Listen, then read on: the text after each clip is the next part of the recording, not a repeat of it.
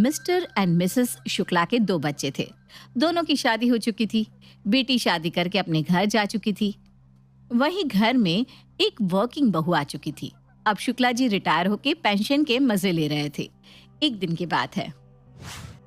वाह शुक्लाइन, अब तो बहू आ गई है घर में, सारे काम से छुट्टी। सो तो है बहन, अब वैसे भी बूढ़ी हो चुकी हूँ, कितना काम करूंगी मैं। तभी बहू चाय नाश्ता लेकर आती है। माँ जी ये लीजिए चाय। आंटी जी चाय। मम्मी जी मैं ऑफिस जा रही हूँ, शाम तक आ जाऊंगी। ठीक है बेटा, टाइम से आ जाना। हाँ, तुम्हारी बहू वर्किंग है? हाँ बहन, लेकिन क्या फायदा, 1 रुपया तो घर में देती नहीं। पता नहीं क्या करती है, अपने पे ही उड़ा देती होगी। बचकर रहना, पता लगा पूरी प्रॉपर्टी हड़प ले और नौकर बनाकर छोड़े। भाई बुरा मत मानना, फैक्ट बता रही हूँ मैं तो। पता है मुझे भी, मैं भी ना लगाम खींच कर रखती हूँ इसीलिए। चलो बहन, अब थोड़ा सा आराम कर लो, इजाजत दो तो। हाँ हाँ क्यों नहीं। फिर पड़ोसन वहां से चली जाती है। तभी ससुर जी वहां आते हैं। अरे ओ श्रीमती जी, कहाँ हो? कमर में दर्द है, बस थोड़ा लेट कर कमर सीधी कर रही थी। रुको, मैं मेडिकल से दवाई ला कर देता हूँ। अरे अपना पैसा क्यों खर्च करना है, बेटे को कह दो वही लेके आएगा। अरे भाई मियाँ बीवी इतना कमाते हैं, इतना नहीं करेंगे क्या हमारे लिए? हाँ ये भी तो है, बोल देता हूँ उसे। फिर ससुर बेटे को कॉल करके कमर दर्द की दवा लेने को कह देते हैं। वहीं रजत मेडिसिन ऑनलाइन मंगवा लेता है। देखो माँ की कमर में दर्द है, फिर भी महाशय के लिए काम जरूरी है। यह नहीं कि ऑफिस पास में है, माँ को दवा दे आऊं। तभी घर की बेल बजती है। अब न जाने कौन आ गया। दरवाजा खोलोगी तो पता चलेगा ना। सास दरवाजा खोलती है तो डोर पर डिलीवरी बॉय था। मैम मेडिसिन रजत शुक्ला जी ने ऑर्डर की थी। अच्छा अच्छा, कैश ऑन डिलीवरी देनी है क्या है? नहीं प्रीपेड है। Thank you ma'am. लो तुम्हारे साहबजादे ने मेडिसिन ऑर्डर कर दी। चलो बीवी के आने के बावजूद ख्याल तो है माँ बाप का। ख्याल होता तो खुद आके दे जाता, किसी पराये से भिजवाया है। पैसे का घमंड है और क्या, और इतना कमाते हैं लेकिन लालच तो देखो, कभी 1 रुपया माँ बाप के हाथ पर नहीं रखते। हाँ सही कह रही हो, और जो भी देते हैं वो कौन सा हमारा है, आज नहीं तो कल मांग ही लेंगे। वैसे आज रेंट लेने जाना है, वो हमारे पुराने वाले बंगलों का और दुकान का। तो फिर जाओ लेके आओ ना। ससुर जी रेंट के पैसे लेने चले जाते हैं। वहीं शाम में वो अपने एक दोस्त के साथ घर वापस आते हैं। अरे शगुन भाई साहब, आपको कहाँ मिल गई है? आइए आइए भाई साहब बैठिए। शुक्रिया भाभी जी। मैं रेंट के पैसे लेने गया था ना, तो वहीं मिल गया शगुन। बड़े दिनों बाद आए हैं भाई साहब, खाना खा के ही जाइएगा, मैं चाय नाश्ता लेकर आती हूँ। फिर मालती चाय नाश्ता लेने चली जाती है। और बताइए भाई साहब, बहू बेटा कैसे हैं? और आपका पोता हुआ है ना, वो कैसा है? घर परिवार का तो पूछो ही मत भाभी जी, अब उनसे मेरा कोई लेना देना ही नहीं है। क्यों, क्या हुआ भाई साहब? 4 साल हो गए जब बहू आई थी, तब से ही बेटे को हमारे खिलाफ भड़काना शुरू कर दिया, और धोखे से मेरी सारी प्रॉपर्टी बहू बेटे ने अपने नाम कराकर मुझे और सुमित्रा को घर से निकाल दिया। अब बस आपकी बंगलों के पीछे वाले मैदान में झोपड़ी बनाकर जैसे तैसे गुजारा कर रहे हैं। ये तो बहुत बुरा हुआ शगुन तेरे साथ, तूने कभी बताया भी नहीं। तू तो कहता था कि सब मजे में है। और क्या ही कहता, तू ही बता। शुरुआती दौर में सब बढ़िया था, खूब सेवा की जाती थी। धीरे धीरे कब दोनों ने ऐसा किया मुझे पता ही नहीं चला, और आज ये नौबत आ गई।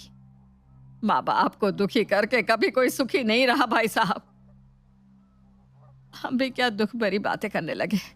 चलिए चाय नाश्ता कर लीजिए आप। ऐसे ही बातचीत होती रहती है। फिर कुछ समय बाद शुक्ला जी के दोस्त अपने घर चले जाते हैं। वहीं अब शुक्ला और शुक्लाइन के मन में डर बैठ जाता है कि कहीं उनके बहू बेटा भी उनके साथ वैसा ही ना करे जैसा शगुन के साथ हुआ है। एक दोपहर में पोस्टमैन आता है। जी कहिए। ये शुक्ला जी के पेंशन के पैसे आए हैं। जी लाइए। तभी शुक्ला जी जल्दी से लपक कर अपने पेंशन के पैसे ले लेते हैं। लाओ लाओ, कहाँ सिग्नेचर करना है? यहाँ। ठीक है, थैंक यू भाई साहब। पोस्टमैन के जाने के बाद रजत कहता है, मैं तो लिफाफा लेके आपको ही देता ना पापा। मैंने सोचा खुद ही आके ले लेता हूँ। क्यों, क्या हो गया? माँ जी ये लीजिए घर खर्च के लिए पैसे। सैलरी आ गई क्या बहू? हाँ माँ जी ये लीजिए, ये 20,000 है, ये रखिए, और बाकी पैसे घर खर्च के लिए।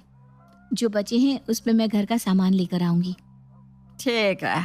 फिर बहू अपनी सैलरी से घर का सारा सामान भरवा देती है और छोटे मोटे खर्चों के लिए ऑलरेडी सास को पैसे भी दे देती है। वहीं माता पिता की दवाई हो या अन्य जरूरतें बेटा अपनी सैलरी से मंगवा कर दे देता और अपनी सैलरी से कुछ पैसे उन्हें हर महीने भी देता। एक दिन रात में ससुर जी के पैर में काफी दर्द हो रहा था। पैर में बहुत दर्द हो रहा है। अरे ये पेन किलर खाकर सो जाइए ना, क्यों तंग कर रहे हो? ना सोते हो ना सोने देते हो। सुनिए ना, लगता है पिताजी के पैर में दर्द है। मैं जाके मालिश कर देता हूँ, ये ठीक रहेगा। एक काम करती हूँ, मैं भी आती हूँ साथ में, इसी बहाने मैं भी माँ जी की सेवा कर दूंगी। अच्छा ठीक है। फिर दोनों माता पिता के कमरे में जाके उनकी सेवा करते हैं और तब तक वापस नहीं आते जब तक वो सो ना जाए। 2 बज गए रात की, सुबह 5 बजे उठना भी है। तो चलो अब तो सो जाए जल्दी से। वैसे भी माता पिता की सेवा करना सबसे पहला धर्म है संतान का। सो तो है जी, और वो खुश तो हम भी खुश। इसी तरह दोनों बहू बेटे हर समय बस अपने माता पिता की भलाई के लिए ही सोचते और उन्हें कभी किसी चीज की तकलीफ नहीं होने देते। वहीं दूसरी तरफ शुक्ला और शुक्लाइन जी के मन में अलग ही खिचड़ी पक रही थी। मैं क्या सोच रही हूँ, हम तो बूढ़े हो रहे हैं और अगर हमारे बेटा बहू ने भी हमारी प्रॉपर्टी अपने नाम करवा ली तो? वैसे भी ना इनके लक्षण ठीक नहीं लगते मुझे। हाँ, दोनों लालची है। इतना कमाते हैं लेकिन माँ बाप को देने के लिए कौड़ी में पैसे देते हैं। ये नहीं सोचते कि अकेले पेंशन से कैसे मैनेज करते होंगे हम। और हम बूढ़े हो गए तो ये लोग तो हमारी सेवा भी नहीं करेंगे। बेटी अपने घर है, उससे कोई लेना देना ही नहीं है, ये तो बेच खाएंगे हमें। मैं वैसी नौबत ही नहीं आने दूंगा। जब बहू बेटा हमारे सगे नहीं रहेंगे तो हम क्यों रहे? मैं सोच रहा हूँ कि एक बच्चा गोद ले लेते हैं और उसे पालेंगे, वही बनेगा हमारे बुढ़ापे का सहारा। क्योंकि ये दोनों को तो मैं अपनी जायदाद का एक टुकड़ा तक नहीं देने वाला। सही कह रहे हो जी। सारे घरों के रेंट, पेंशन, इनकी कमाई, कितना पैसा आता है हर महीने घर में, लेकिन सब निकल जाते हैं दोनों। अब वो नौबत ही नहीं आएगी भाग्यवान, चिंता मत करो। आज ही मैं वकील को बुलाकर उसकी राय ले लेता हूँ। जिसके बाद शुक्ला जी अपने पर्सनल लॉयर को बुला लेते हैं और उसे सारी बात बताते हैं। देखिए शुक्ला जी, मेरी राय मानो तो बच्चा गोद ना लो, उसी में भलाई है। वैसे भी आपकी उम्र भी बीत चुकी है, कहाँ बुढ़ापे में फिर से बच्चा पालोगे पोसोगे। अपना बुढ़ापा अच्छे से बीते इसीलिए तो बच्चा गोद लेना चाहते हैं। उसे हम पालेंगे तो वो बुढ़ापे में हमारी सेवा करेगा। मेरे हिसाब से तो ये ठीक नहीं है। बाकी रही प्रॉपर्टी की बात, तो दोनों बच्चों को साथ बिठाकर अच्छे से बात कर लो, वही ठीक रहेगा। ठीक है, देखता हूँ मुझे क्या करना चाहिए। वकील के जाने के बाद ये वकील का भी ना दिमाग खराब हो गया है। गड्ढा सामने दिख रहा है और वो मुझे गड्ढे में कूदने की राय दे रहा है। बताओ। मैं तो कहती हूँ आज ही चलकर पास वाले अनाथ आश्रम से बच्चा गोद ले लेते हैं। इतना भी आसान नहीं होता ये सब। मैं बात करता हूँ अनाथ आश्रम के लोगों से। फिर ससुर जी बच्चा गोद लेने की प्रोसेस में लग जाते हैं। वहीं उनके बेटा बहू रात दिन बिना किसी स्वार्थ के अपने माता पिता की सेवा में लगे रहते हैं। लेकिन शुक्लाइन जी को कुछ दिख ही नहीं रहा था। उन्हें तो बस यही लगता था कि उनके बेटा बहू उनके दुश्मन है। और कुछ दिनों बाद वो एक 5 साल का बच्चा गोद ले लेते हैं और उसे जब घर लेकर आते हैं। माँ ये किसका बच्चा है? ये मैंने गोद लिया है। अच्छा, बहुत ही प्यारा है ये बच्चा। अच्छा हुआ आपने बच्चा गोद ले लिया, बेचारे को एक परिवार मिल गया। हाँ। वहीं रजत जब घर में आता है और माता पिता का गोद लिया हुआ बच्चा देखता है तो पापा ये बच्चा किसका है? पापा ये मेरे बड़े भैया है क्या? हाँ बेटा, मैंने बच्चा गोद लिया है रजत। अच्छा, आपने बताया भी नहीं। सोचा गोद लेके सरप्राइज दे दूंगा। अच्छा किया पापा। वैसे भी घर में बच्चे के रहने से रौनक रहती है और इसी बहाने उसे एक परिवार मिल गया। कमरे में इनको बच्चा चाहिए था तो कह देते, हम भी कभी ना कभी तो बेबी प्लान करने ही वाले थे ना, कुछ साल बाद की जगह अभी कर लेते। ये भी तो हो सकता है कि उन्हें उनका बचपन चाहिए था। अब हम बड़े हो गए ना, शायद उन्हें फिर से पेरेंट्स बनने का मन किया होगा। हाँ ये भी है। खैर माँ बाबूजी ने जो भी किया बहुत अच्छा किया। और इसी तरह बात आई गई हो जाती है। वहीं एक दिन रजत ऑफिस से जल्दी घर आता है और जैसे ही घर में एंटर करने वाला था उसको कानों में कुछ आवाज सुनाई देती है और वो वहीं रुक जाता है। अरे भगवान, चिंता मत करो, मैंने सारी प्रॉपर्टी पिंकू के नाम करवा दी है। अब रजत और उसकी बीवी क्या, कोई कुछ नहीं कर सकता। कितना भी लालच कर ले, प्रॉपर्टी का एक तिनका तक हाथ नहीं लगने दूंगा उनके। हाँ जी, सपने देखे बस दोनों मियाँ बीवी, लालची कहीं के। मतलब मम्मी पापा ने ये बच्चा इसलिए गोद लिया क्योंकि इन्हें लगता है कि हम दोनों को प्रॉपर्टी की लालच है और इनकी प्रॉपर्टी हड़पना चाहते हैं। अरे हमने तो हमेशा यही सोचा कि मम्मी पापा को कभी किसी चीज की तकलीफ ना हो और हमेशा उनकी सेवा की।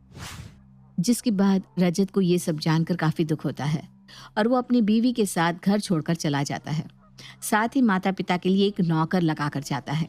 अगले दिन जब सुबह माता पिता उठते हैं, साहब जी, मुझे रजत साहब ने यहाँ काम करने के लिए रखा है और ये आपके लिए एक चिट्ठी छोड़कर गए हैं। अरे गया कहाँ वो? ये तो वही जाने। पापा प्रणाम। जानता हूँ कि आप मुझसे गुस्सा है और नाराज भी। मैंने तो कभी आपको तकलीफ पहुंचाने की कोशिश नहीं की, ना ही मेरी बीवी ने। हमने तो आपसे कभी ऊंची आवाज में बात तक नहीं की। मुझे पता है कि आपको लगता है कि हम दोनों पति पत्नी को आपकी प्रॉपर्टी की भूख है और इसीलिए आपने बच्चा गोद लिया। मम्मी पापा, हमें कुछ भी नहीं चाहिए।